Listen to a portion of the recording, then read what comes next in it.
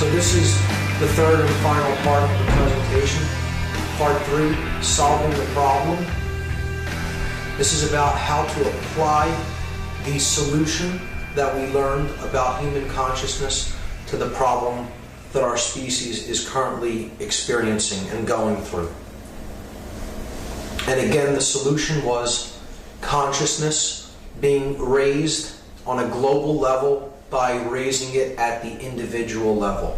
That is what we all really need to be focused on and working toward expanding our own awareness. Albert Einstein described the problem that we're experiencing in consciousness. He explained it this way. He said that no problem can be solved by the same level of consciousness that created it. And that's exactly the case. You cannot continue to do the same thing and expect a different result. We want to apply the same level of consciousness that created the problem and attempt to solve it that way, and it simply doesn't work that way. We have to elevate our consciousness, and from a higher perspective, we can then solve the problems that were created from a lower level of consciousness. Goethe said that none are more hopelessly enslaved than those who falsely believe they are free. If we buy into this illusion that freedom is what we have today, that this completely controlled society based on differential value and manufactured lack and fiat currency and all other forms of control and manipulation is true freedom, then we are living in a prison without the bars, with the bars that we really cannot see, yet we are still enslaved by. So we have to understand that what we have is not true freedom currently if we're really going to work toward the manifestation of true freedom in the world. Edmund Burke said that the only thing necessary for the triumph of evil is for good men to do nothing.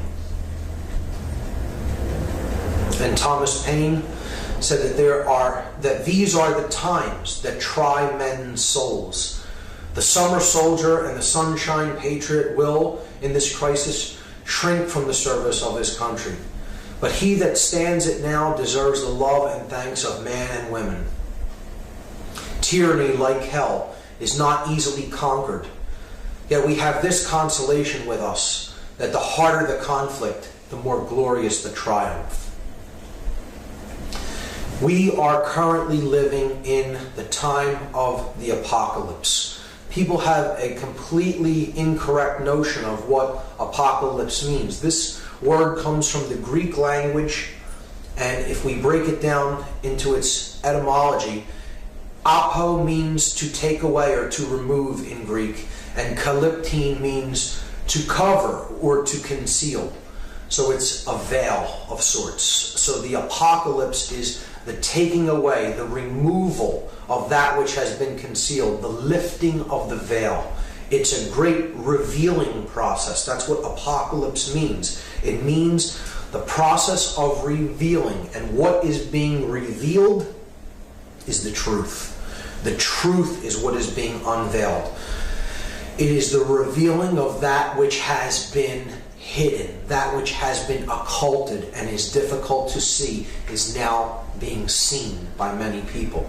So this isn't about an Armageddon or a great catastrophe or cataclysm. This is about the revealing of the truth and then living in harmony with that which is. That is what the apocalypse actually is. It's a choice. It's a choice that we individually must make, and it's beautifully put in the allegory The Matrix. We have a choice between the red pill and the blue pill. The red pill will wake one up from the illusion and get them to see what is, and they will find out how far this rabbit hole really goes. The blue pill will keep them in illusion, keep them in ego-bound consciousness, and they will stay asleep. So the choice is ours. It is a choice between love and fear, the force that awakens consciousness and the force that shuts consciousness down. This is a time that many ancient cultures called the falling away of the masks. The masks are falling. That which is hidden underneath is being revealed. the true nature of things is being revealed, and our souls are being revealed to each other for who and what we really are and the forces that we really serve. I have a concept that I call Able. It's a very oversimplified model of how this consciousness divide is actually at work in the world. And it's an anagram for the modalities of consciousness that we see at work. So if you look at the whole earth and you look at the divisions that exist in consciousness on the earth, we see that people really kind of break down into one of four categories. There are two very small groups, people who really are consciously aware of what is happening. One is what I call the enemy, and one is what I call the awake or the aware. So Able stands for the aware, the blind, the lost, and the enemy. The enemy are these sorcerers of consciousness that have the understanding of how consciousness works and use it for manipulation and use it for evil purposes. The lost are those who cannot see and really aren't capable of seeing. They are so identified with illusion and so trapped in ego that they've really kind of lost the ability to become aware through an act of their own will. And it would take an immense amount of reversal and innumerable forces to even begin to show a small bit of light to people in this shutdown mode of consciousness. So unfortunately, there are many who are in such a state of shutdown consciousness that they can essentially be considered lost. And there's very little chance of them awakening in a human lifetime. There's another group that are simply blind. They're simply not quite seeing what is going on, but there is an inborn desire and there is willpower still there in those individuals, and they have the potential to really see what is going on, provided that they simply remove some of the blinders and some of the last remnants of things that they are attached to really see what is actually going on. And then there's the aware, people who are coming into the light and are awakening to the knowledge of truth of what is actually occurring on this planet. And they are trying to help raise awareness in others to awaken, to help others to awake. You know, you can't actually create that process yourself. You can't really wake someone else up. Someone can only wake themselves up through looking into this knowledge on their own. It's a process of self-initiation. You can be an assistant in that process. That's what an alchemist is. He's an assistant to the process of awakening. He doesn't actually do it for anyone else. Each person is actually their own magician in that process, and they actually awaken their own consciousness. An alchemist can only hope to be an assistant to that process. So the concept of there is only one will, there is only one law ultimately, and there is really only one sin. The one will is the ascension of consciousness, the evolution of consciousness, the ladder that leads from lower levels of consciousness to higher levels of awareness and suffer. We live in harmony with that which is, we prosper, and we can attain order and peace and harmony.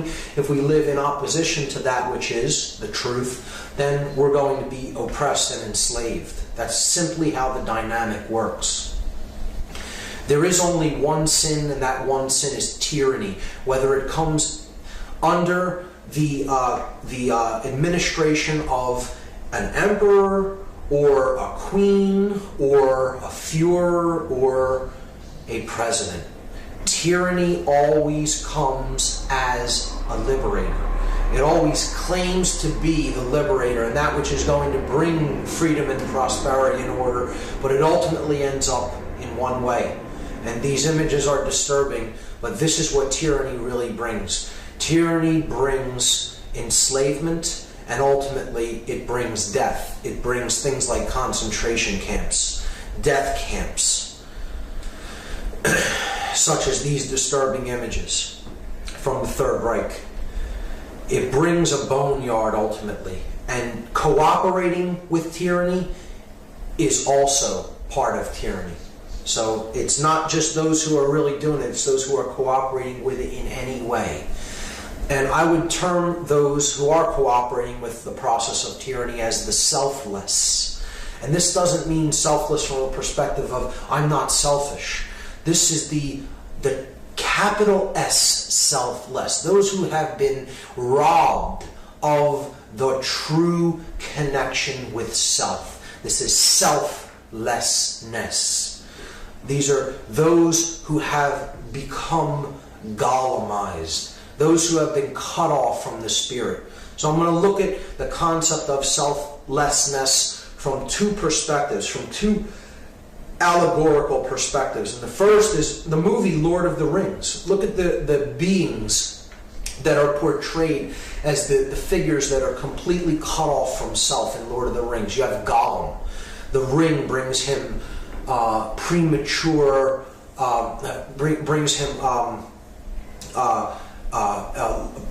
unnatural long life. It brings him suffering and attachment to the concepts that the ring embodies.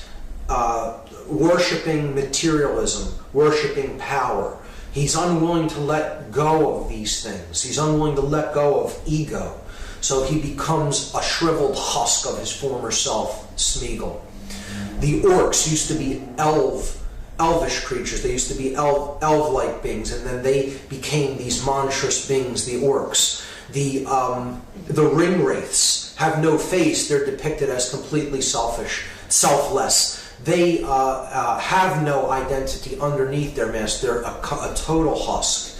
And of course, you have the all-seeing eye, the dark consciousness of Sauron, who is disembodied. He totally doesn't have his former self form. He is completely a disembodied consciousness, a husk of his former self that is completely done in and is completely changed into something that is completely not what he formerly used to be. So that eye just represents total ego, total illusion, and he is not anything of what he used to be. This is brilliantly portrayed in Star Wars. The master and slave relationship that's shown in Star Wars. The stormtroopers are the oppressors of the people of the former Galactic Republic, now the Galactic Empire. And they are all clones of each other, we find out in the later Star Wars episodes. They're clones of the same being, Jango Fett, because they have no unique identity. They're all the same underneath. They're copies of each other, or clones. The uniformed individuals who have given up their sense of sovereignty and self, and they have become clones of each other. They may be the masters given rulership over those in the Galactic Republic, the former Galactic Republic, and they oppress them, but they have a master, and their master is Darth Vader, the Lord of the Sith. He is a shriveled husk of his former self, who was Anakin Skywalker, who turned to the dark element of the Force and became half machine, half man. And he is not the ultimate ruler, because he himself has a master as one of the Sith. He is the apprentice, and then he has his master, Darth Sidious. Darth Sidious is a shriveled husk of his former self, Senator Palpatine. And he would seemingly be, in physical incarnation, the highest level of the hierarchy of power. So one would think, well, he doesn't have a master, but indeed he does have a master, because he is owned and controlled by the dark side of the Force itself. He is owned and controlled by his desire for power. His egoic will controls and dominates him. So he, in turn, is additionally a slave, in addition to all the rest of the slaves who are also masters. This is how control works. Everyone is a puppet on a string and has a puppet on strings under them. So it's an endless hierarchy of slave that is also master, and master that is also slave. And we see this with the modern day stormtroopers, the modern day clones that have given up their identity and their sovereignty over to an entity that is really not a sovereign being. The state, the government, the military body, the organization. Just like the stormtroopers gave up their sovereignty and their identity to become individual clones and gave up their former selves, the selfless, those who are not connected with true self. All the barriers to self-realization they buy into, and they live their life in discordance with truth and discordance with what is real. They live their lives in illusion and ego identification. And they don't really see that they're really simply being used as pawns in a game, and they are the chess pieces on the chessboard, on the floor of the house, as it is said in Masonic parlance. And they are simply moved by their chess masters who do see things from a higher level of consciousness. They can see the whole game board floor, but the individuals that they manipulate, these individuals, do not see the entire game for what it is. They see only the square or two in front of them or to the side of them, as a pawn in a chess game would. The chess master can see the whole board, but they cannot. Again, the floor of the house, base consciousness, the checkered life of man, the wanderer between light and darkness, the pawn that can be positioned in the game.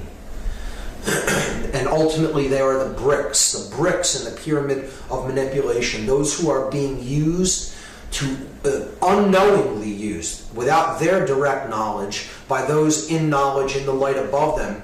In their ignorance, they're being used as one of these bricks to build the pyramid of male dominator manipulation, the new world order system, to build the blade, the male dominator world. What we have to understand, the concept that we really need to understand going forward to enact these solutions, is what personal sovereignty is. We have to understand the conceptual idea of sovereignty at a deep level, understand what it really is, what it means, and how we can exercise sovereignty in our own lives. Sovereignty means that we are a unique being and we are free by the nature of our birth into the cosmos. Our rights do not come from any man or any group of men or any organization. Our rights are inborn by the very nature of us being born into the world. We are all sons and daughters of God. No matter what you want to look at that concept of God, that creative generative principle as, we are all individual, unique expressions of that consciousness. We are all born free into the universe. No one can ever take that freedom away. They can believe that they have the right to do so, but ultimately they do not possess that right, because ultimately there is no authority in this realm. Any claims of authority are simply that, beings that are claiming authority over others, and others who actually accept and believe their claim that they have authority over them. But it doesn't exist in actual manifest reality. It is only a claim and a belief by those who accept the claim of authority. There is only one authority and no man is it. This is enshrined, this principle of sovereignty is enshrined in the Declaration of Independence, a very high consciousness document. The language is extremely specific in the Declaration of Independence, and it reflects a high level of understanding and a high level of consciousness and an understanding of sovereignty. It says that we hold these truths to be self-evident. So it's not a belief, it's a truth. It's not questioned as a belief, it's self-evident. It's a truth that is self-evident. The language is very specific. It isn't a belief that we happen to kind of resonate with. It's a truth that is so obvious we recognize it as being self-evident. That all men are created equal. Created equal. That implies a creator. Okay? They are endowed by their creator. An endowment is a birthright. It is something that you come into the universe already owning, already possessing. It's a birthright by their creator.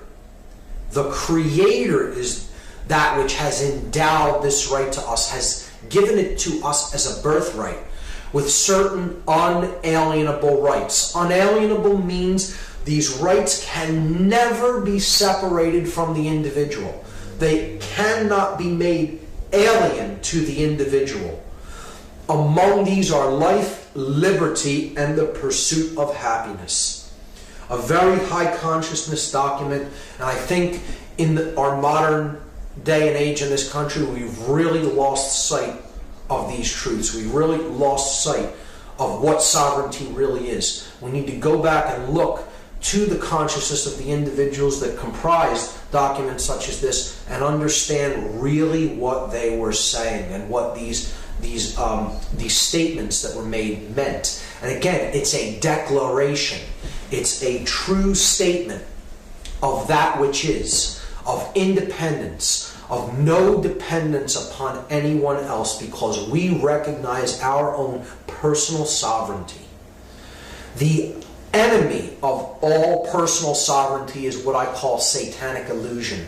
This is the force. The word Satan or shaitan in Hebrew means the adversary, he who opposes, the oppositional force that tries to create strife and chaos in our life. That's what Satan really is. It's that force. And it does that job by illusion, through illusion and manipulation. It tries to get us to identify with things that aren't true and aren't real. That's what illusion is. Something that isn't true, we latch onto it, and because we latch onto it and refuse to detach from it, and we live according to something that isn't really true. You know, we don't live in harmony with that which is, with truth. We try to live in disharmony with the truth because we're attached to an illusion that we've bought. All you can get out of that is suffering. You can't get any order out of that. You can only get chaos out of it. So satanic illusion is that which claims authority and claims the right to even draft laws into being. To write laws is a satanic illusion that's born in man, because we're trying to claim that we're an authority, that we in some form represent natural law and represent God. I understand the idea, how it's intended, but really all law is satanic illusion if you really come right down to it. Because if a law is in harmony with natural law, with higher law, with cosmic law, it need not even be codified or written down. If one recognizes natural law as such and lives in harmony with it, there is no need to write that down. It's a redundancy. Conversely, if any law is in opposition with natural law, then it need not. Conversely, if law is not in harmony with natural or cosmic law, it really need not be obeyed. It can be thrown out because one cannot be coerced into living in disharmony with natural law. And that's what all these new punitive laws that are coming in by this rogue administration and others that are to follow it really are. They are in disharmony with the natural law of creation. And in effect, they cannot really limit our rights or our freedoms. They can write down those laws all they want. No one is bound to obey or agree to be controlled by them, because they don't quite understand about things like the Bill of Rights. The Bill of Rights do not grant any rights to anyone, nor does the Constitution grant rights. These are documents that were written to place limitations upon the enumerated powers of government that are clearly articulated in the early sections of the Constitution. Article 1, Section 8 spells out and enumerates the powers of the government. And these are documents that are supposed to limit the power of these non-sovereign creations of the sovereign beings. But see, we have it the exact other way mentally in our minds. We think that the government is the all-seeing power, all-knowing power, and it grants rights to people. Many people actually think that and actually believe that these documents that were written grant us our rights. Nothing could be further from the truth. These documents are supposed to be written limitations on governmental powers and written enumerations of the specific powers that the sovereign beings of the world, of the country, are granting to a governmental body to be allowed to carry out. So the way I look at satanic illusion is that ultimately all law is satanic illusion. All government is satanic illusion because it is externally imposed. It is based in control, which is fear consciousness, and it is based in creating opposition. This is what law, the law of man, this is how the law of man differs from the law of attraction and the law of nature. The law of man is based in opposition. It is an oppositional force. It needs to create two sides or a conflict that it can play off against each other so a third party can come out on top. So it is the Hegelian dialectic. It is satanic illusion. Bill Clinton made this statement: if the personal freedoms guaranteed by the Constitution inhibit the government's ability to govern the people, we should look to limit those guarantees. He actually made that statement, that he thinks that the government has the right to curb people's God-given rights and freedoms. A non-sovereign entity, known as the government, has a right, in this gentleman's estimation, to curb the inborn birthright freedoms of sovereign beings born into the universe as free beings. He made that statement, and I believe that he believes that. I also know that he believes this statement, and I'll shock you with what I'll follow it up by. He says the purpose of government is to rein in the rights of the people. That's what Bill Clinton actually believes. The purpose of government is to rein in the rights of the people. So knowing what I now am espousing in this presentation and what I've stated throughout, you would think that I disagree with this statement. But the truth is, I don't disagree with this statement. This statement is exactly the truth. The purpose of government is to rein in the rights of the people. And I make that statement because I understand what the word government actually means. This is what the word government means. It comes from two Latin words. Gubernare is a verb which means to control, and mente means mind. It is a noun that means mind. Government means to control the mind. Gubernare, where we get the word gubernatorial elections, the election of a governor. Mente, mental. The word mental comes from that root word, the mind, to control the mind. The purpose of government is to control and limit the rights of the people by controlling their minds. Externally imposed government will always do this because it is based upon control. Control is based upon the emotional polarity of fear. You can only create chaos with fear. You can never create order. An externally imposed form of government can never, ever create order or harmony in our lives. It's impossible. It's actually completely impossible because their methodology is based in control, which is in turn based in fear.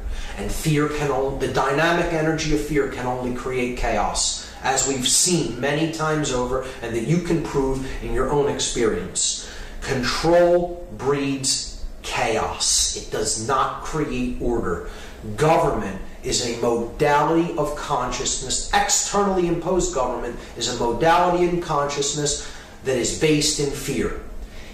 The only kind of government that ever could work to create order is internal government. When we make the decision based on our recognition of natural law principles that are in effect, and we recognize them as such, and we live in harmony with those laws of creation, then we are controlling our own mind. We are existing in harmony with all three of the aspects of our consciousness: our thoughts, our emotions, and our actions. The body and the spirit unify in the level of mind. That level is controlled by us from within, not externally imposed. That kind of government could work. And if every being were to come to that level of consciousness, we could reach the natural state that man is intended to live upon this earth in. And it is this state: cooperative spiritual anarchy. Understand those three terms for exactly what they say. Cooperative, cooperation, existing in harmony with every other being. Spiritual, the recognition that mind and spirit, that the body and spirit come together in the realm of mind, so that spirit is capable of having an experience here in the physical realm. So we have to understand ourselves as spiritual beings having the human experience, rather than left-brained, imprisoned consciousness identified with physical matter and the five senses. Anarchy meaning just what it says, not the negative connotation of that this word has picked up through propaganda and mind control. Anarchy is simply the absence of external rule, no rulership. It is understanding that we are all sovereign, free beings. No one has the right to control anyone else, and understanding that no one attempts to control anyone else either. Cooperative spiritual anarchy is the natural state that man is supposed to live in the world. We come to this level of consciousness and we live in this state of being, and we will have peace and we will have order. Bakunin, the father of modern anarchist philosophy, said that the liberty of man consists solely in this: that he obeys the laws of nature, natural law, because he himself has recognized them as such, and not because they have been imposed upon him externally by any foreign will whatsoever. This is the understanding of what true anarchy really means. It means no externally imposed control, because one is not existing in oppositional fear-based consciousness. And we need to arrive at that state of consciousness through our own recognition of what natural law is. And that can only happen when you raise consciousness to that level where you can understand how these forces are really at work in our lives. When you say the word anarchy to most people, again, they think of this word, chaos, which we've talked about many times throughout the presentation. But anarchy, true anarchy, does not bring chaos. True anarchy would in fact bring order, because it is based in freedom. What we have now is not order. We now have chaos, because our consciousness is ruled by the vibration of fear. And fear creates illusion. Fear is giving into illusion. It creates confusion within the individual. That creates the desire to control things externally, and there you have chaos resulting. You cannot create order with that dynamic, because chaos is based in fear. Once again, chaos based in fear and based in attempting to control things external to the self. The only way you can create order is through the recognition of and then deciding to live in harmony with the natural laws of the universe. And that is the vibration that is built on higher consciousness, and it is built on the emotional polarity of love. Love creates dominion within, the rulership of the kingdom of self within. This is what Jesus meant when he said The kingdom of heaven is within. So we need to recognize these forces at work, live in harmony with them. That is what the expansion of consciousness is. That is what living in a vibratory energy of love means. That creates internal dominion, that creates freedom in the external world, and ultimately it creates order. Everything that is ordered by divine principles and the divine intelligence that underlies nature. That's the only way order can ever be created. So those are the concepts to keep in mind when we talk about the way out. The actual grassroots solutions that we can employ to heal ourselves, to heal our consciousness, to unify the masculine and feminine energies that are indwelling within us, and to get out of this prison that we've let ourselves into. And the way out, I'm choosing 10 methodologies that are grassroots solutions for consciousness change. 10 again being a symbolic number representative of consciousness. We need to heal our individual worldview healing. We need to change the quality of our attention, of the information that we pay attention to, what we take into ourselves. We need to develop true present moment awareness. We need to change our diet and get onto healthy foods, whole foods. We need to detach from the current monetary system to the extent that it was within our capability to do so, because our monetary system, again, is a fiat system of currency that equals debt and enslavement. We need to practice the non-support of dominators and the dominator culture as a whole. The non-support of it, not the support of it, but the non-support of it. We need to develop what I term mindfulness, and what many ancient philosophers called mindfulness. We need to learn how to use entheogenic compounds in a conscious context. The use of entheogens can play a role in this transformation. We need to practice the power of positive thinking, and then we need to help others, be an assistant to others in the process of their personal awakening. So these are the 10 methodologies for grassroots, that are grassroots solutions for consciousness change, and I will take them one at a time. Worldview healing is the first grassroots solution for consciousness change, consciousness elevation. This is also known as the techniques of shamanism. Shamanism is essentially indigenous cultures' name for worldview healing. These are worldview healers. They are medicine men in the true sense. People who practice indigenous tribal medicine. And it's not just medicine for healing the body. It's medicine for healing the spirit, for healing the soul, for healing our worldview. This is a great slide I found online. The opposite of good is not evil. The opposite of good is apathy.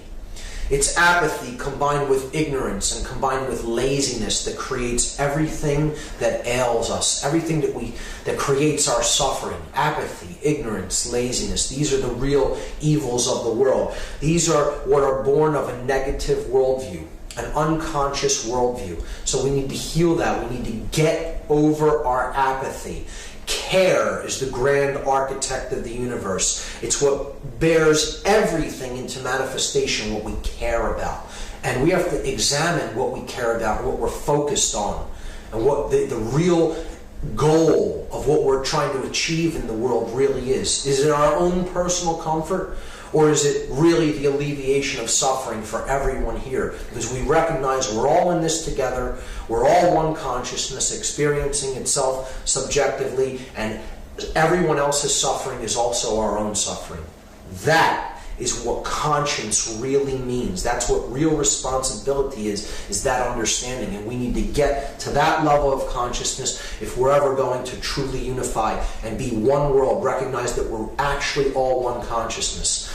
That will be accomplished through healing our worldview and understanding that human nature is in fact good, that we need to live in harmony with natural law, and that change is in fact possible. To think positively and know that it is possible for the caterpillar to become the butterfly. We can make a transformation and a metamorphosis if we use the power of our will and the power to ascend to higher levels of consciousness to accomplish that. The next method for consciousness change is we need to change the quality of our attention. This is directly in relationship to the information that we take in.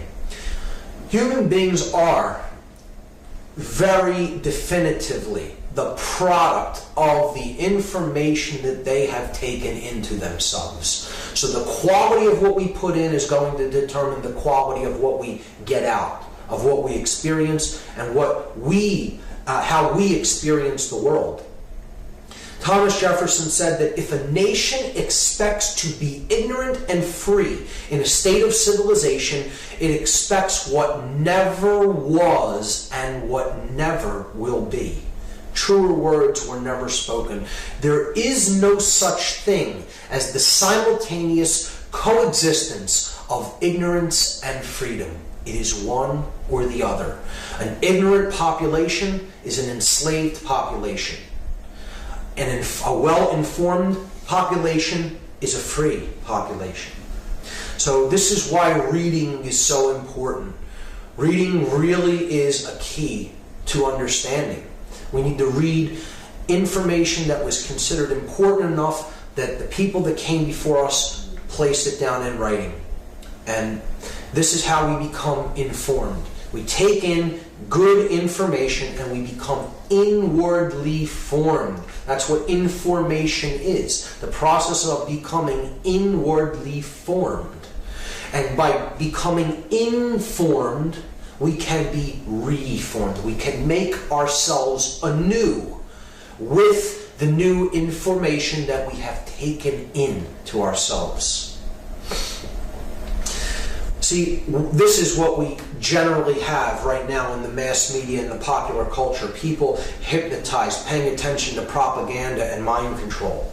And that's never going to get us up to a higher level of consciousness to solve the problems that we're experiencing. We have to change the quality of our attention. If we continue along this route, we're going to become hypnotized.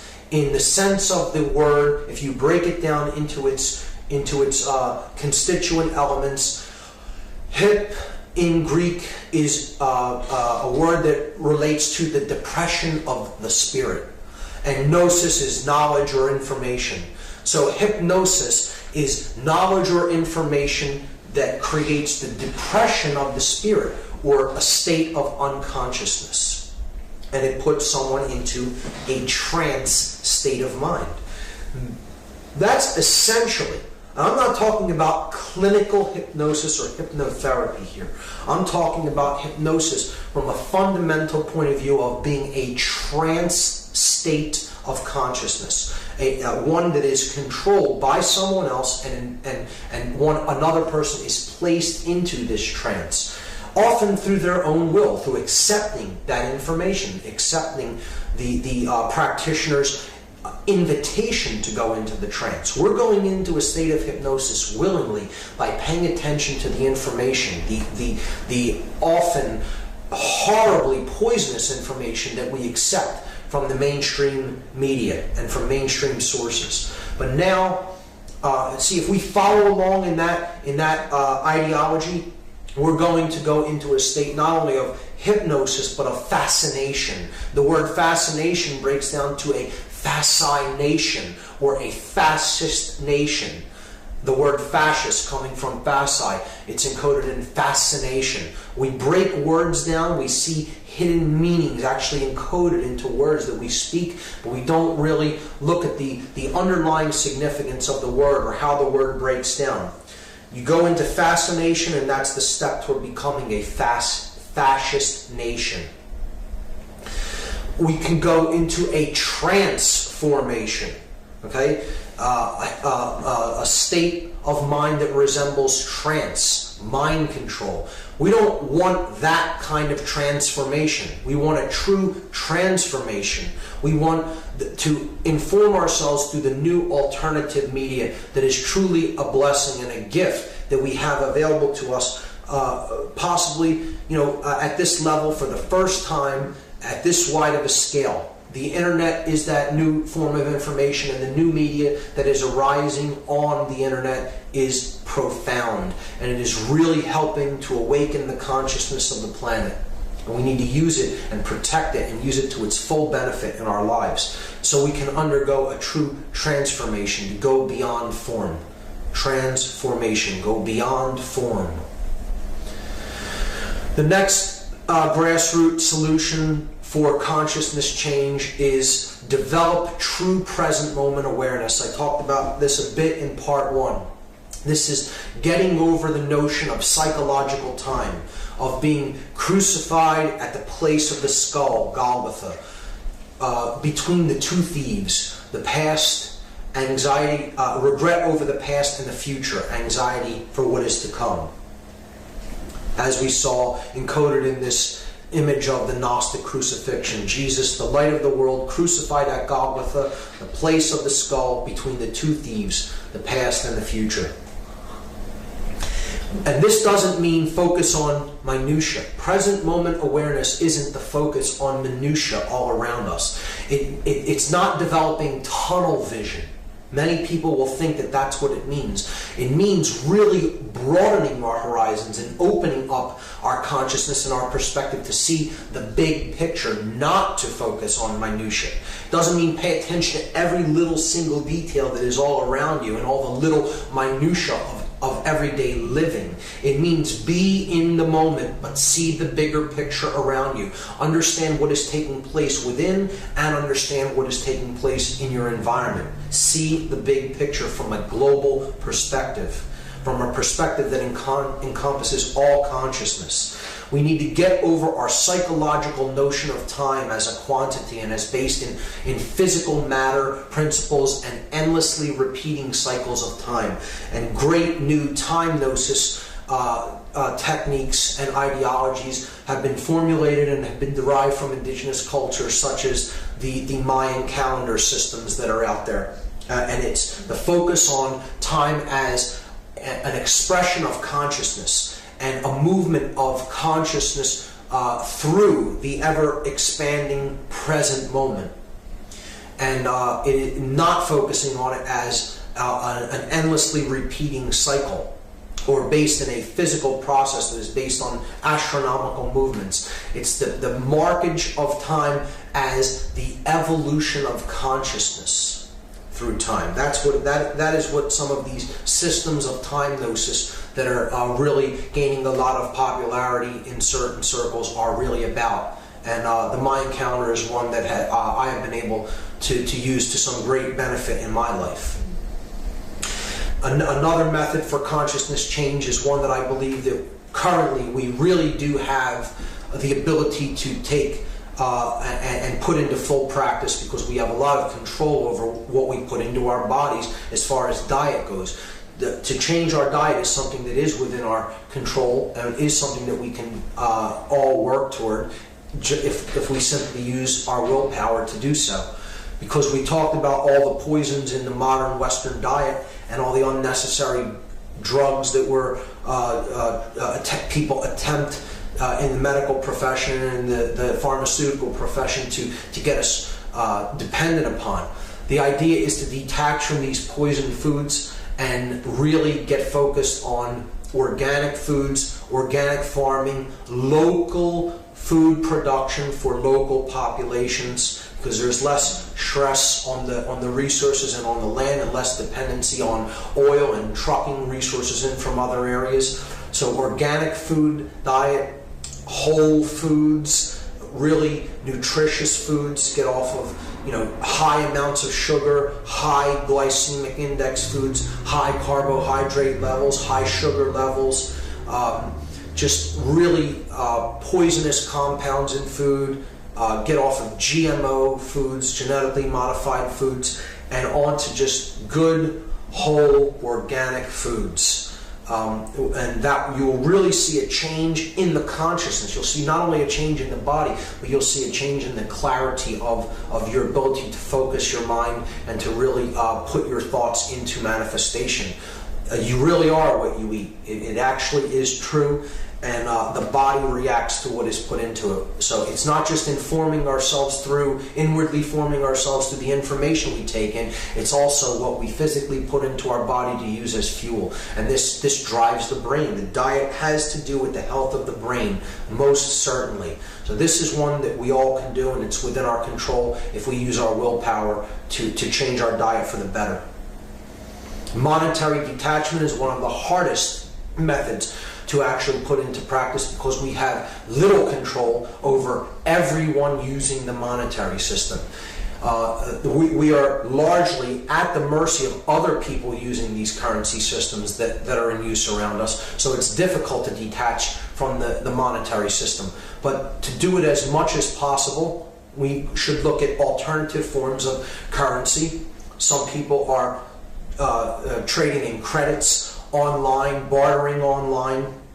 There's different forms of cities that are being used as hedges against the dollar and ways to detach as much as possible from the fiat currency system that's really tanking from the inflation that's going on right now.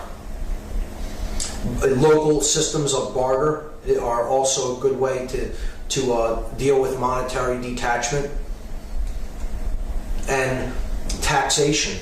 We have to consciously make up our minds whether we actually want to take part in the tax system. It is a system that is known as a system of voluntary compliance. There really is not a law that makes it actually view an average American citizen liable to pay income taxes. We are voluntarily complying with this by signing these statements and these papers, and many researchers have written about this and have waged this battle to show people that the income tax is in fact unconstitutional, and it is a system of voluntary compliance, that knowing what our tax dollars are being used for to create more forms of control and wage more wars of aggression, we need to really make up our minds as individuals whether we are going to continue to go along with these practices. The next method of the next grassroots solution for consciousness change that we can employ is to begin to detach from our support for those acting in the role of dominator. This is a very important one and a very difficult one for many people to really comprehend and to really come to terms with, because often these are people we know in our lives, that we love in our lives, and that we may understand when we come up to a high enough level of consciousness really aren't helping the situation. In fact, if we understand how the dynamics of creation work, they're really imbalancing the situation more and more and more and more. So we have to try to educate ourselves about what is happening in these instances, and then try to bring that information to the people involved in these roles to the extent that they are capable of understanding it. Gerald Massey, Egyptologist, said, "They must find it difficult, those who have taken authority as truth rather than truth as authority." The truth is the authority. Authority is not truth. It is not true that there is authority. But the truth, it itself is the authority that we need to live in compliance with. The dominators of the world have it exactly the other way around. They believe that there is such a thing as authority and the right to control others externally. And I'm not saying everyone should be running around doing whatever they feel like doing to people. That isn't what I'm saying either. I'm saying that control is really not the answer. Proper education is the answer. properly educating people and getting them to live in harmony with natural law, not because they fear punishment, not because they fear reprisal, but because they have recognized the laws of creation, natural law that is in operation around them, and they understand that living in harmony with that is the only thing that can bring order to their lives. So these are the dominators of our culture, like the stormtroopers in Star Wars, the clones, so to speak, those who are exactly the same as each other and who think the same and act the same and follow orders like robotically programmed drones. And that's what the mind control of indoctrination that these people are put through, to this regimented system of hierarchy and chain of command. It's what it is all about. It is about programming the mind to react, the reactive mind, the reptile brain. They're trapped in the R complex of the brain, base consciousness. And as such, again, I said this in part one, these are the most oppressed people. They're the most oppressed. We may think of them as oppressors, and that they may act in their roles, they may act as oppressors. However, they're actually the most oppressed themselves, because their consciousness is actually the most devastated out of anybody's. And if you really looked at a very deep, focused controller's brain, if you looked at a PET scan or a SPECT scan of their brain, you would see that the neocortex is in utter disarray. The chemical coherence of the electrochemical activity of the neocortex is devastated in a dominator's brain, because it is so imbalanced toward the left hemisphere that they are so driven by the reptile instinct, and they're so driven by adrenal rushes that the neocortex is in a very bad state of disrepair. It's physical brain damage is what it really is. Not to be extremely harsh about it, but that's what it is. That's what we're talking about. We're talking about a physical disease. If you looked at the neocortex of some of these individuals, you would see that this is a physical pattern of brain damage that is actually done to their neocortex through these levels of mind control and imbalance. These are people who are in need of healing, not to be hated or to be derided and spat upon or anything like that, or looked down upon. We need to heal these people.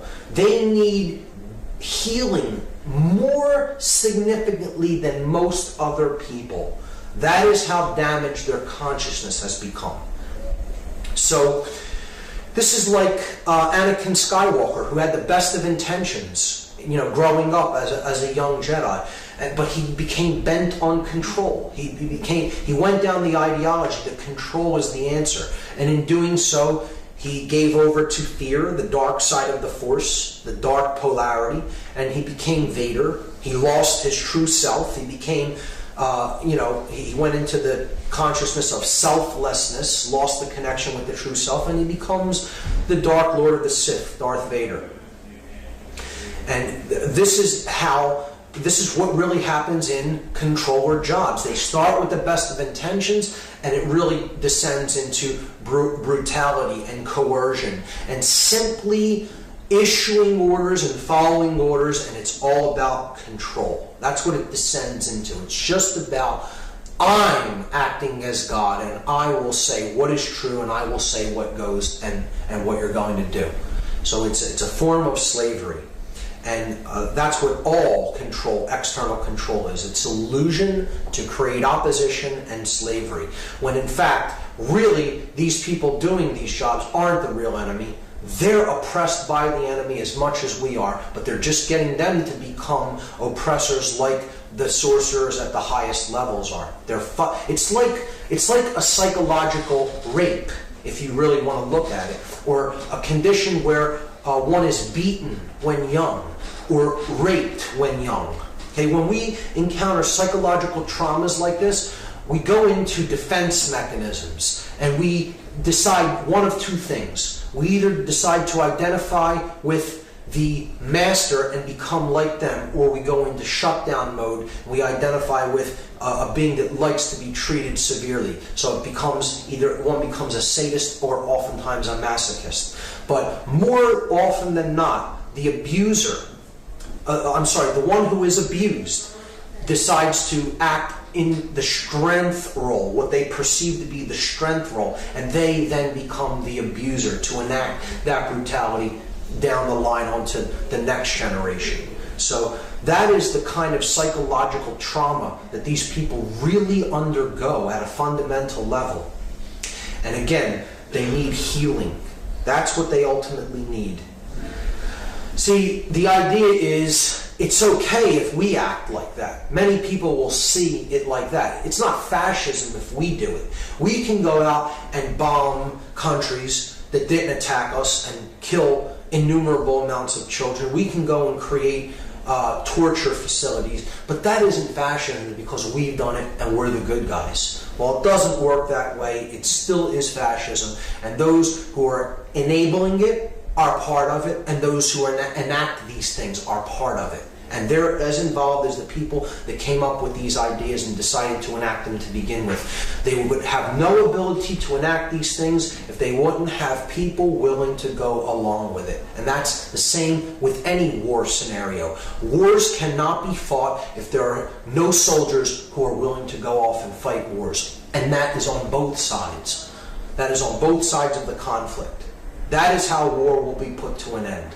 When people come to a level of consciousness where they understand that they're not going to be controlled and manipulated anymore, and they're not going to be manipulated into fighting wars for rich men that don't give a damn about them and are only there to profit from the endeavor.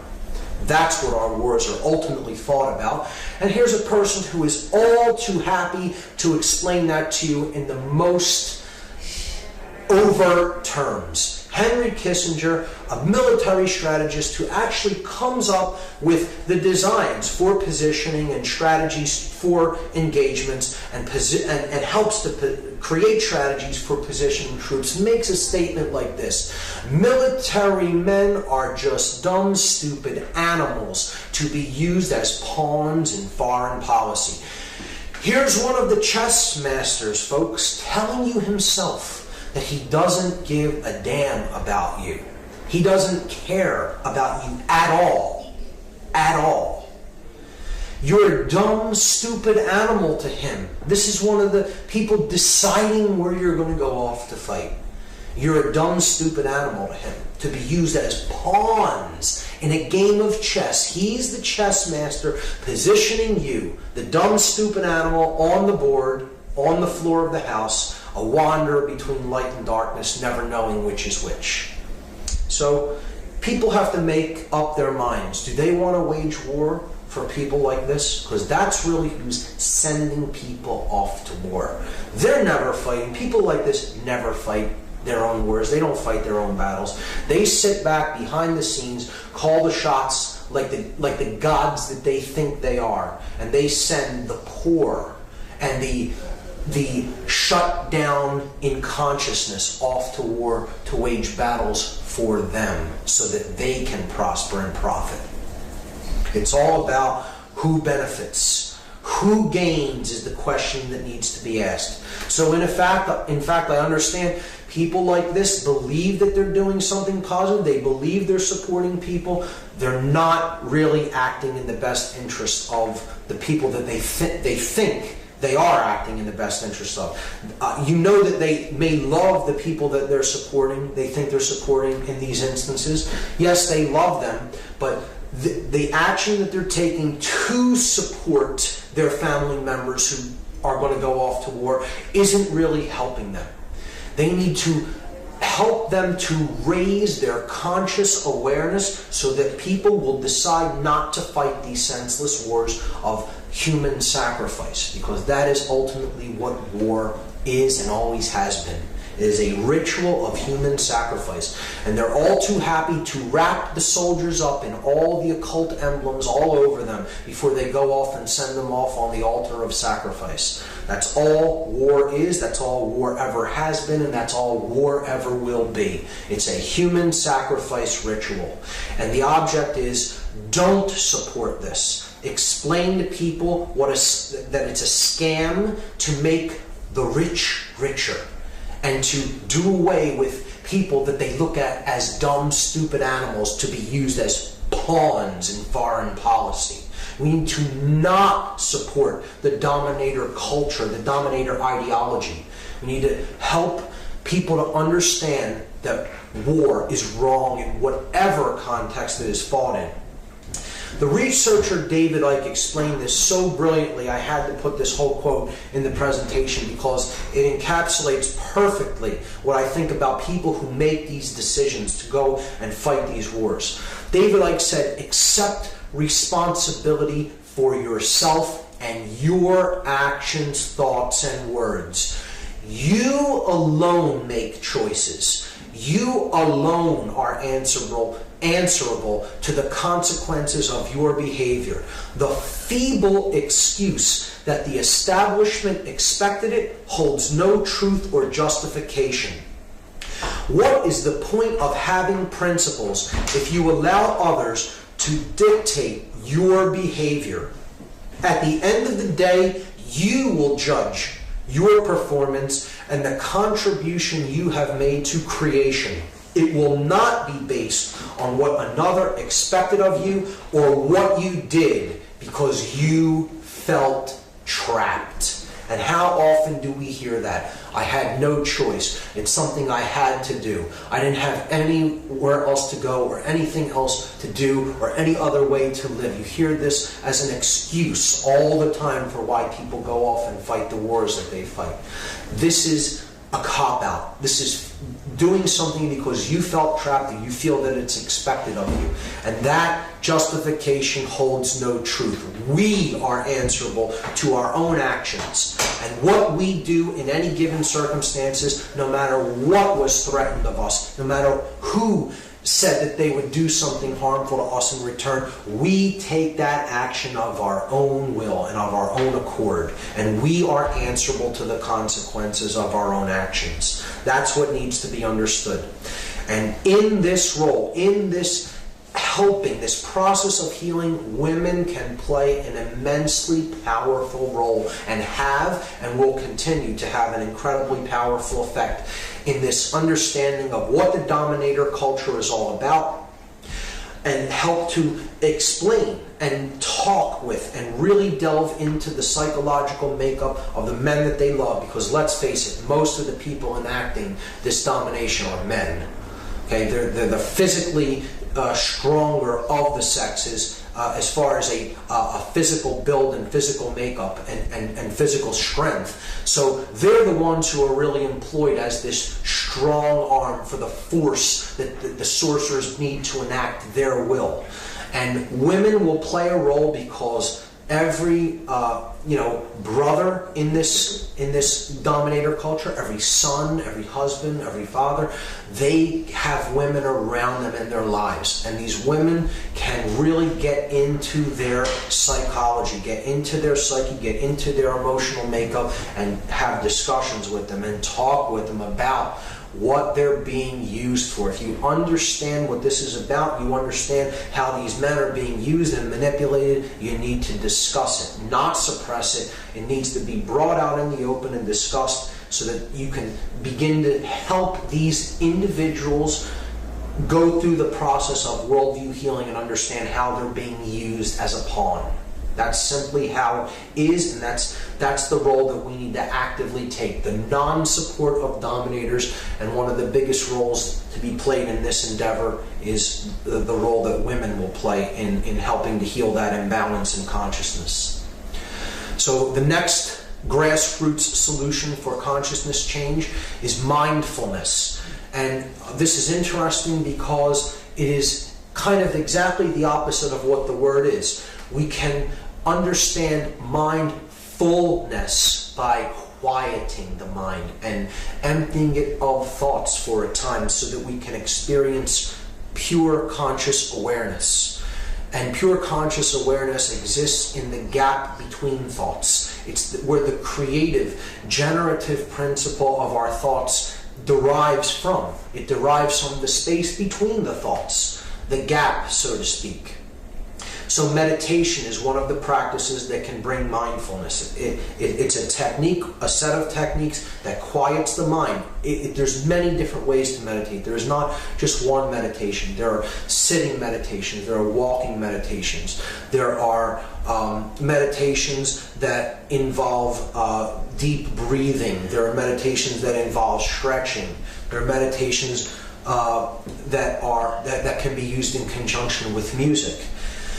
There are innumerable forms of how to meditate. How the right method of meditation is that which works right for you, that which you resonate with, and that which you feel comfortable with. Meditation is simply about turning down the volume of the active mind so that one can, for a time, bathe in the quality of pure consciousness, divorced from the chatter of the mind. We need to turn our volume down so we hear the true voice that is speaking to us at all times, and it is only speaking one message, and that message is relinquish control. That is the message that is being spoken to us, and we only hear it if we turn our mental chatter down.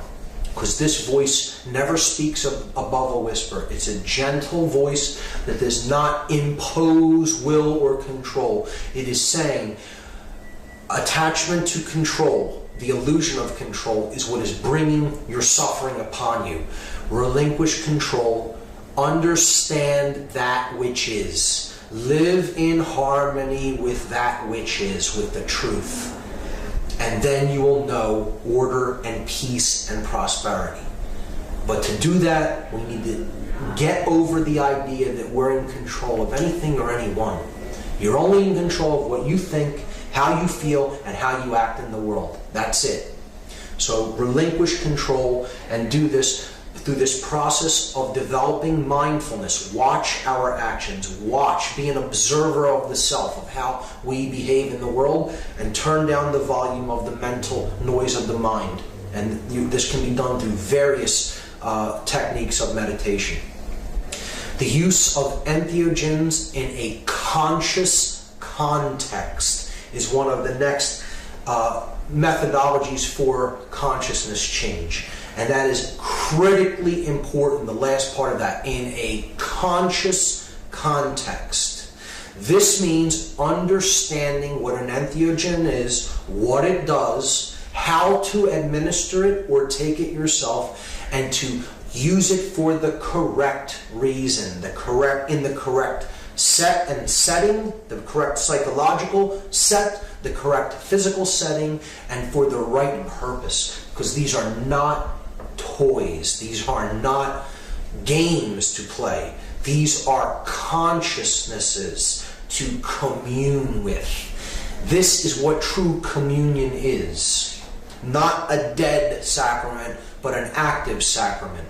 So the word entheogen, if some are not familiar with it, is a psychoactive compound that alters consciousness and helps us to experience a higher level, often a very strange level of awareness that is quite divorced from our ordinary state of consciousness.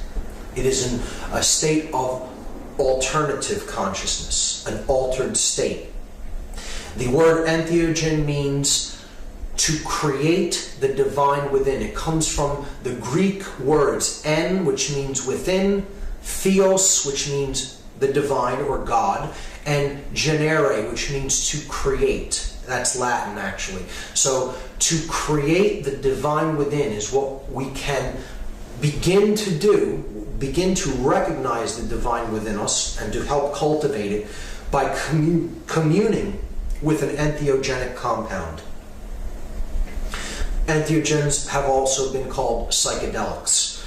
Psyche in Greek means the mind. Delun in Greek is a verb which means to make clear. So we can see things clearly in the mind when we commune with a psychedelic. They are capable of making the mind clear if they are used in a conscious context.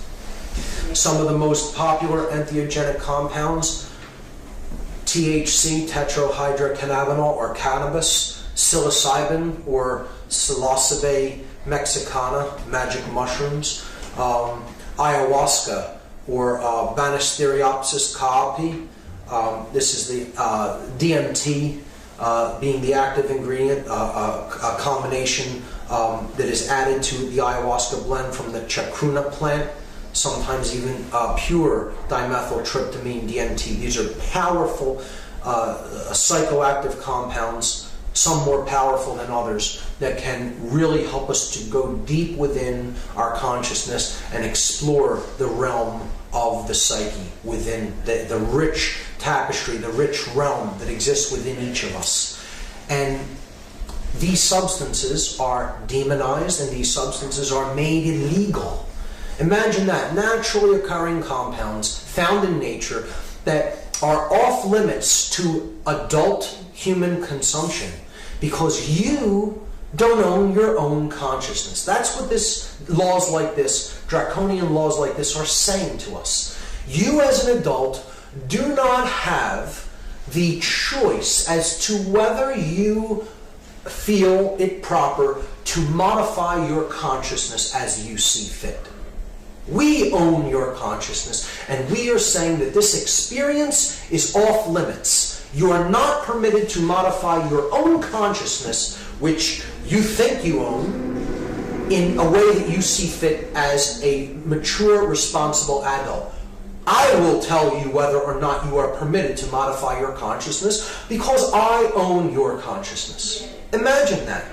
That's our laws that we have in effect in this country and in most others. And we think we're free. We believe that we are free beings when an experience has been made illegal. An experience in the mind is illegal. Imagine the hubris of the individuals who actually believe that they have a right to even attempt to say that they're allowed to control consciousness in such a way. Hubris. It's utter hubris. That's all I can say about it. That's all I can say about it without getting extremely angry. The word sacrament, it comes from the word sacrum, which means holy or sacred, and mente, which means the mind. So again, the sacrament is that which can help to make the mind holy or sacred or whole. So it is entheogenesis, or induce an altered state. They're giving you a small piece of bread or something similar. It's an inert sacrament. It's a deadened sacrament. It's not really a sacrament. It's a substitute for the real thing. That isn't what a sacrament is. A sacrament is an active communion with another intelligence. And that's what entheogens are. Not to be trifled with. You try to trifle with these compounds and you'll find out exactly how much they do not really appreciate being trifled with. They are consciousnesses. They are consciousness that are there as teachers that we can commune with if we know how to use them in a respectful and conscious context. Terence McKenna, one of my greatest mentors, who sadly is no longer with us, he said, if the words life, liberty, and the pursuit of happiness don't include the right to experiment with your own consciousness, then the Declaration of Independence isn't worth the hemp it was written on. We own our own consciousness. It is ours to modify as we see fit. No one can make that decision for us. And I will go so far as to say no one is bound to obey a law that forbids an experience within one's own consciousness. Period. And when we commune with these compounds, if we do choose to do so, They can open up vistas of creativity because they're really putting us in touch with the intuitive right brain. And then art can flourish from a communion with these sacraments. And music can flourish and flow from a communion with these entheogens.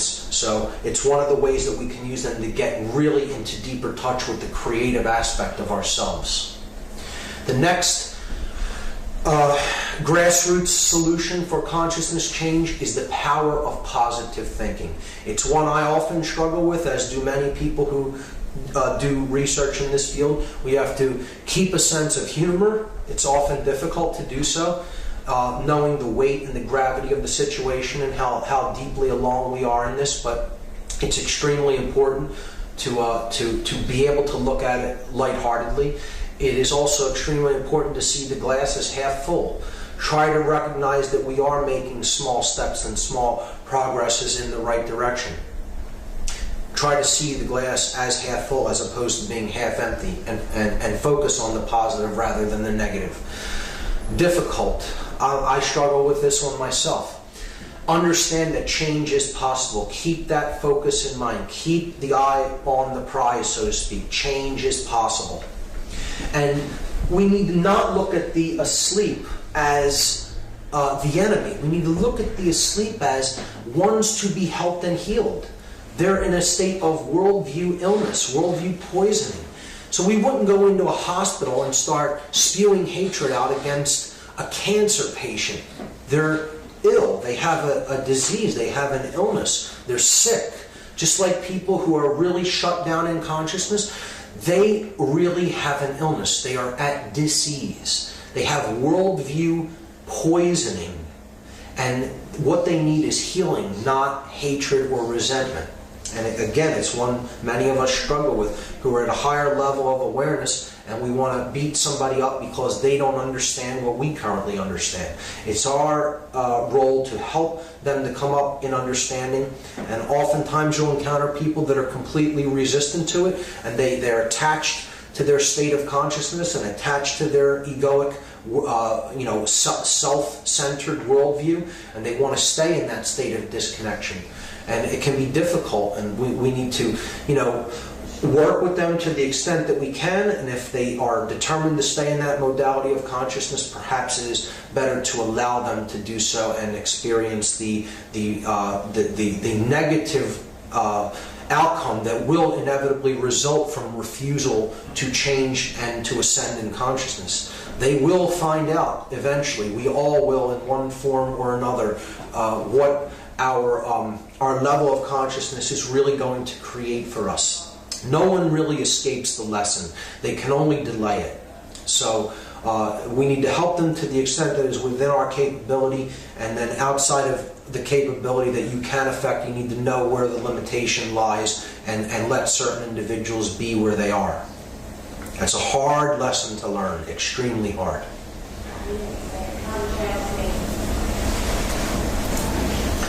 So the final grassroots solution for consciousness change is to begin to reach out and teach others. And we can do this when we ourselves have reached a certain level of higher awareness, when we feel that we've grasped these concepts enough that we can begin to explain them in a way that others are capable of understanding, and in a way that they can use to improve their own life. And we should do this only when we reach what I call the 3 R's. The first of which is respect. We need to understand that the word respect is from Latin. It means re means again, and spectare means to look at. So it is to take another look. That's what respect really means, to look at again. And in this context, what I mean by respect is we have taken another look at ourselves first before we really go out and attempt to bring this information to others. We've come to a place of self-respect, self-examination. We've looked at ourselves. We've given ourselves a second look. We need to come to a place of remembrance. We have been dismembered in our past. We've all fallen in consciousness and had times when we have fallen from our higher selves. and acted in ways that we're not proud of. But a true teacher is one who has remembered what the true self is. They have remembered themselves, brought all the pieces back together.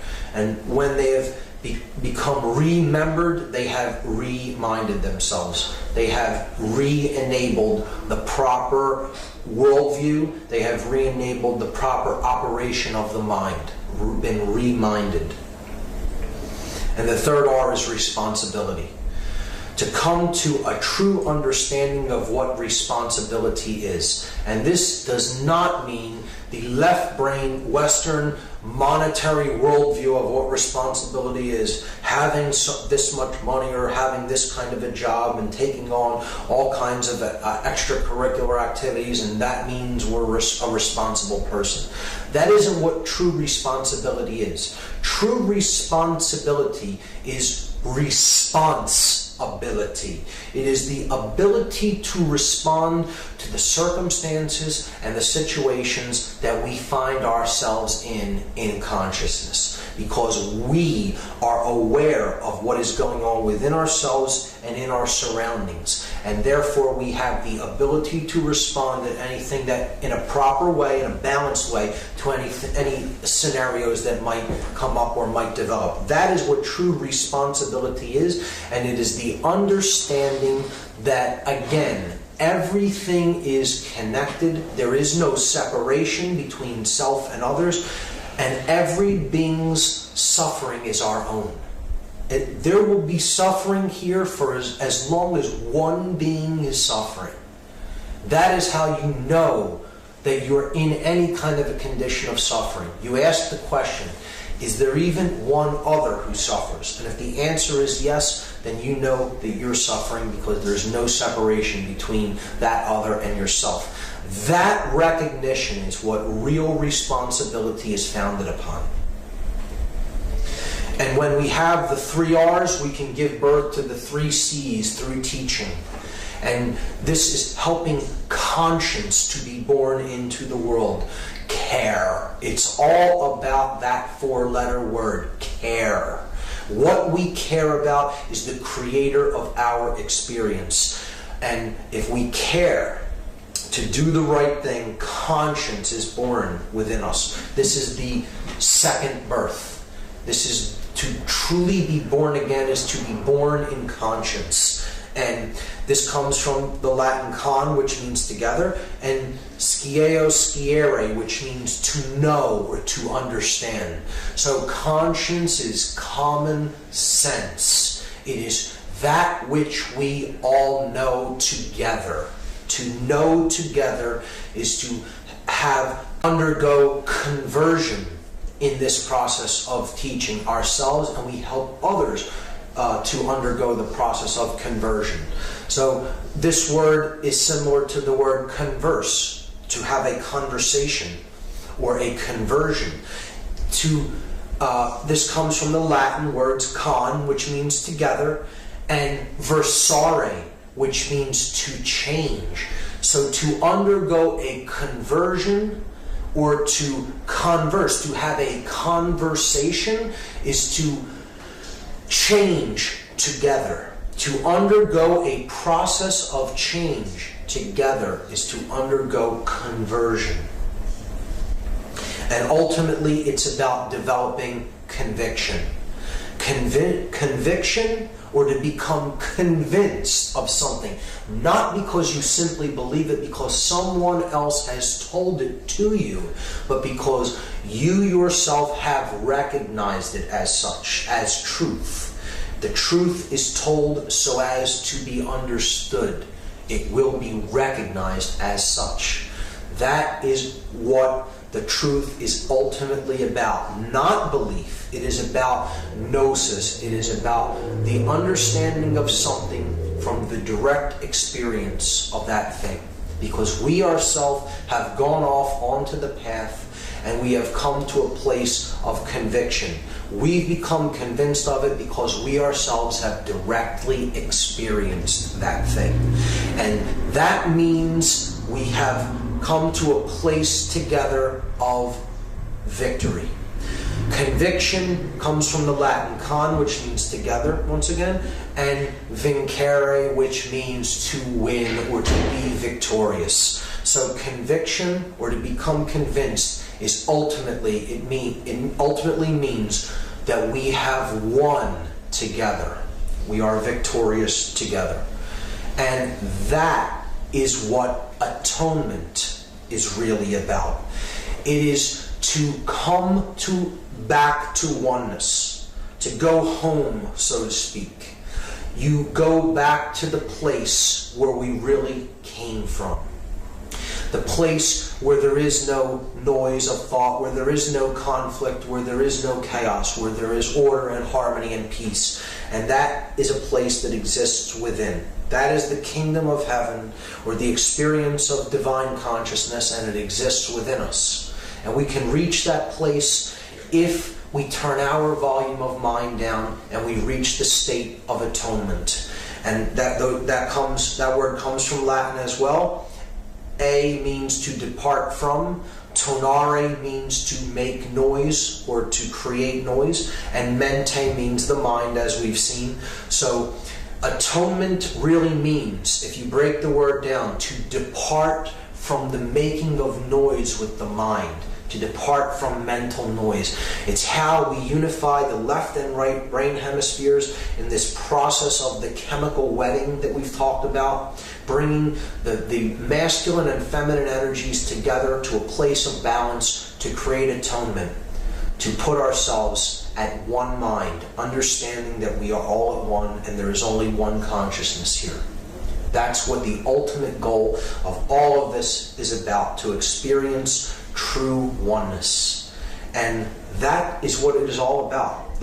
Those are the grassroots solutions to help to elevate consciousness within ourselves and others. And that's what can get us out of this divide and this real mess that we've backed ourselves into, the corner that we've backed ourselves into. So those are the methods for change. If we put them into practice, a new world can be born into existence. And with that in mind, I'm going to go into the outro, which I call the New World Order. So it doesn't have to be the dominator's New World Order, the sorcerer's New World Order, the one that is depicted on the reverse seal of the dollar bill on the dollar bill, as it is used there.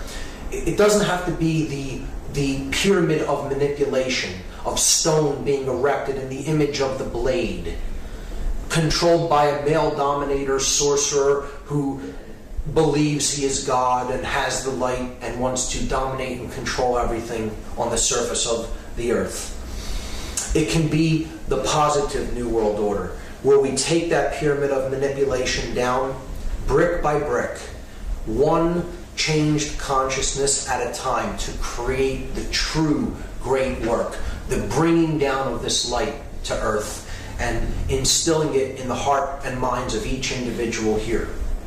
That's what the true great work is. Henry David Thoreau said that things don't change, people do. The change comes from within. We decide to make the change internally, not because it is imposed upon us externally, but because we ourselves have recognized the necessity for consciousness change in our own awareness.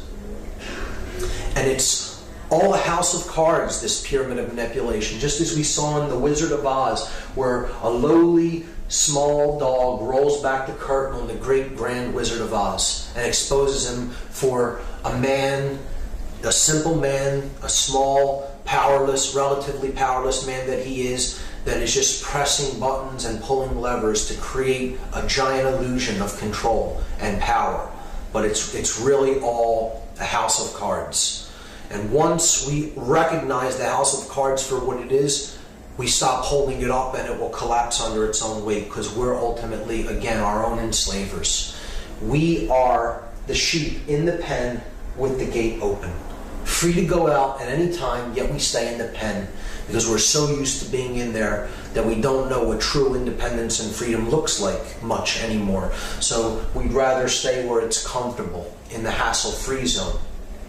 But ultimately, the decision to go out of that pen and into the true world of freedom that awaits us is ours to make. It's a choice between love and fear.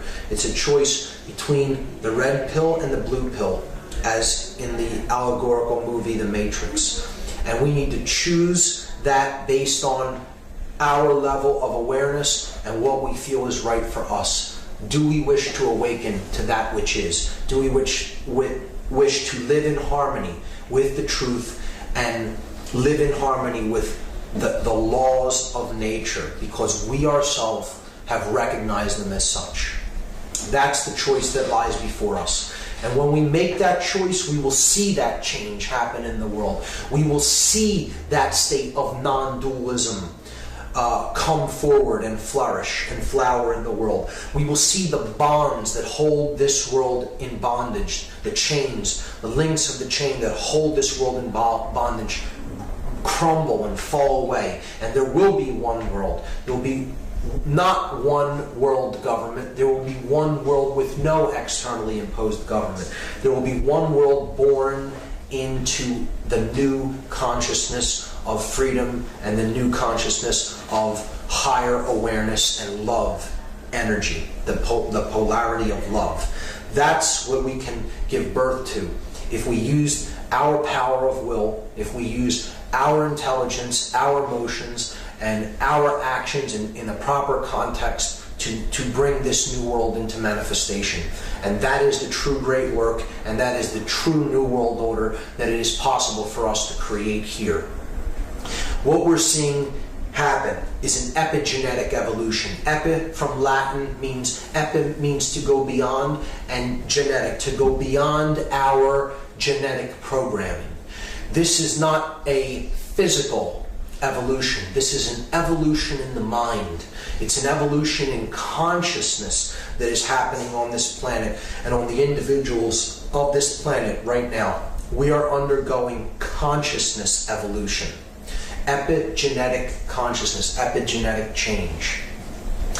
It's taking us beyond the limitations of our genetic programming and into the great cosmic consciousness that lies ahead for us. The great evolutionary process of unfoldment of consciousness to higher and higher levels of awareness. That's where the human future lies. And we can see that world. We can see that process coming into fruition. And if we go along with these changes and we don't reject these changes that are coming upon us, we can really, our lives can begin to flow effortlessly. And we can bring order and peace and harmony into manifestation in the real physical world. And this process is the process of awakening, the process of having an epiphany. This word comes also from Latin. Epi means to go beyond, and Phanes is a Greek god that was a solar god, the guardian of the gate of stars, the zodiacal band of stars. So just like we saw in the astrotheology section, he's a sun god. He's a god of gnosis and knowledge and information. And he stands as the guardian of the stargate. So to have an epiphany is to go beyond the god Phanes. It's to go through the stargate of cosmic consciousness to the true, undifferentiated void of consciousness that lies on the other side of that great divide that we experience as separation, and to come to a unified state of consciousness, a modality of consciousness known as non-duality, the understanding that we are one consciousness, experiencing itself in the physical world subjectively.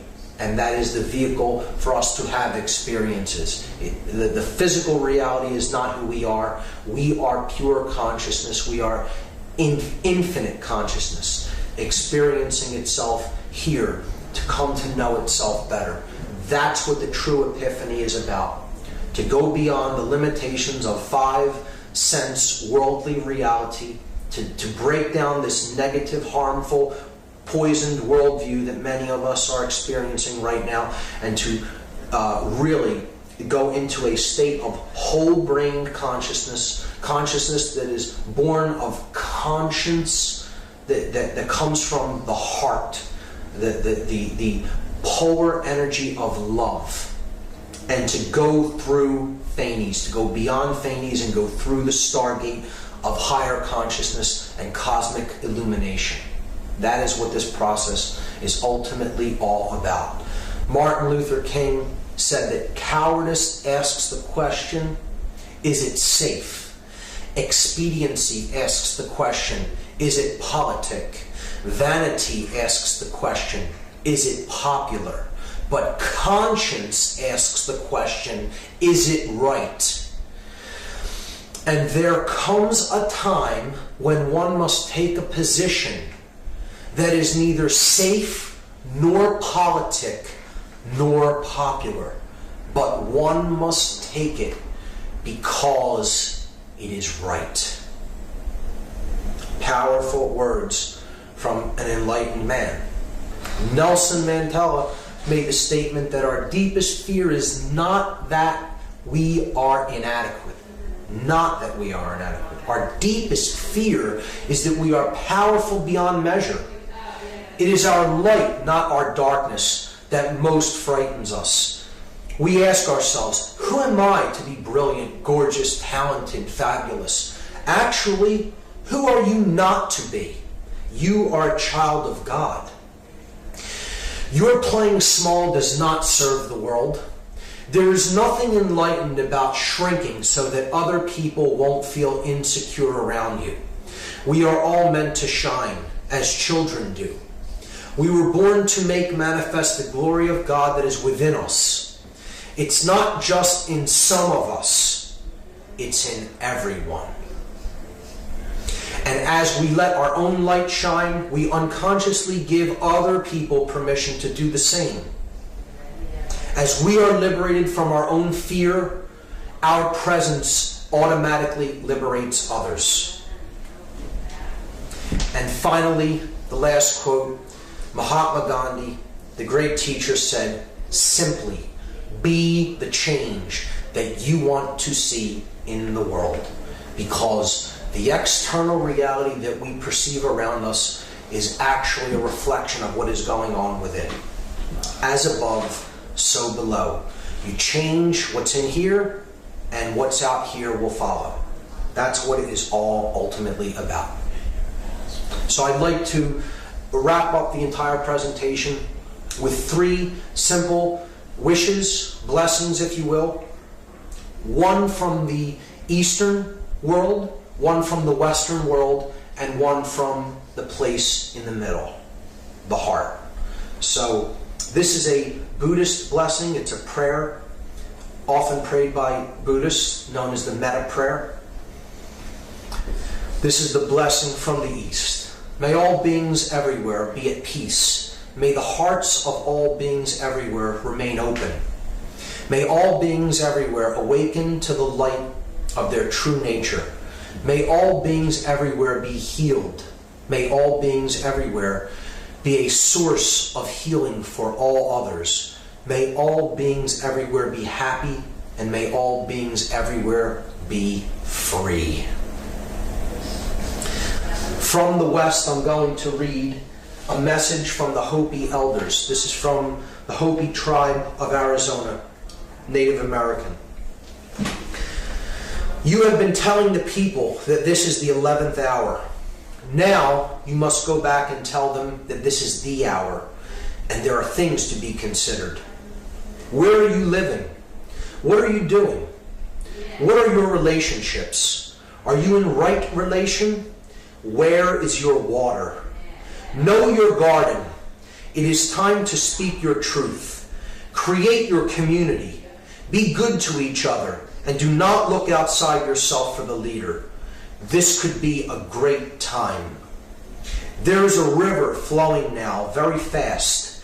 It is so great and swift that there are those who will be afraid. They will try to hold on to the shore. They will feel they are being torn apart, and they will suffer greatly. No, this river has its destination. The elders say we must let go of the shore, push off into the middle of the river, keep our eyes open and our heads above the water, see who is in there with you, and celebrate. At this time in history, we are to take nothing personally, least of all ourselves. For the moment that we do, our spiritual growth and journey comes to a halt. The time of the lone wolf is over. Gather yourselves. Banish the word struggle from your attitude and your vocabulary. All that we do now must be done in a sacred manner and in celebration. We are the ones we have been waiting for. Extremely powerful message from the elders. And finally, I'd like to wrap up the entire presentation with a blessing from the middle. In my words, very simply put, as you prepare to go on this journey for yourself and go through the stargate of cosmic awareness, of higher levels of awareness and enlightenment, my wish for you is simply this. Have no fear. Be not confused. Lose control. See through the lies and deception. Find dominion within yourself. Fall in love. Know the truth. And the truth will set us all free. Go for it, and thank you.